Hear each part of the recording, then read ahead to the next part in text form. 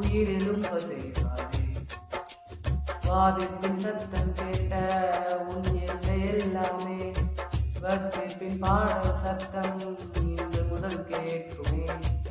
வாதிப்பின் சத்தம் கேட்ட உன் எல்லை எல்லாமே வர்த்திப்பின் பாடல் சத்தம் இன்று முதல் கேட்குமே.